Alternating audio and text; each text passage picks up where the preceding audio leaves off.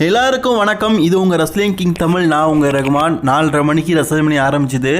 ஆரம்ப மேட்சே பார்த்தீங்கன்னா world heavyweight championship match குந்தருக்கும் ஜே ஊசோவுக்கும் நடந்தது. ஜே ஊசோ வரும்போதெல்லாம் பார்த்தீங்கன்னா அப்படி கொடி பறக்குது. அந்தளவுக்கு இன்ட்ரோலாம் ரொம்ப நல்லா இருந்தது. அண்ட் இவங்க 2 பேருக்குள்ளே ஹெவி வெயிட் சாம்பியன்ஷிப் மேட்ச் நடக்கும்போதே எனக்கு ஒரு இது தெரிஞ்சிருச்சு அவ்வளோதான் அப்படின்னு. ஆக்சுவலி இந்த மேட்சை பொறுத்த வரைக்கும் குந்தரை நம்ம ஃப்யூச்சர் ஹெவி வெயிட் சாம்பியன் அப்படிங்கிற மாதிரி இல்லாமல் அவர் ஒரு நெக்ஸ்ட்டு ப்ராக் லெஸ்னர் அப்படிங்கிற மாதிரி தான் பார்த்தோம். ஏன்னா ஒரு சண்டை போடுற விதம்லாம் அப்படி இருக்கும். சரி, இந்த மேட்ச்சில் குந்தர் எப்படி சண்டை போட்டார் அப்படின்னு கேட்டிங்கன்னா சொல்கிறதுக்கு எதுவுமே இல்லை. இதுக்கப்புறமா குந்தரை பார்த்து நம்ம அடுத்த ப்ராக் லெஸ்னர் அப்படின்னு சொல்ல முடியாது போல இருக்குது. ஜே ஊசோ வின் பண்ணணும் அப்படிங்கிறது விதி, அது சரிதான். ஆனாலும் குந்தருடைய பர்ஃபார்மன்ஸ் இதுக்கு முன்னாடி இருந்த மாதிரி இருக்கும் அப்படிங்கிற மாதிரி நினச்சோம். ஆனால் எதிர்பார்ப்பில் மண்ணை வாரி போட்டாச்சு. குந்தரை பொறுத்த வரைக்கும் இதில் டாமினேட்டாக பெருசாக எதுவுமே பண்ணலை. குறிப்பாக சொல்லணும்னா ஜே ஊசோ பார்த்தீங்கன்னா ரொம்பவே சுலபமாக இன்றைக்கி குந்தரை வீழ்த்தி ஹெவி வெயிட் சாம்பியன் ஆகிட்டார். இதுக்கு முன்னாடி சாட்டர்டே மெயின் இவெண்ட்லாம் நடந்து அதில் போராடி தோற்று போனார்.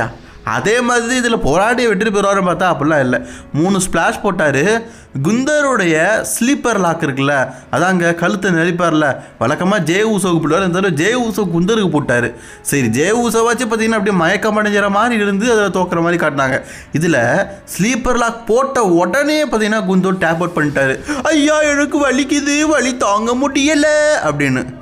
என்னத்த சொல்ல, உன்னை என்னெல்லாம் நினச்சோம் WWE.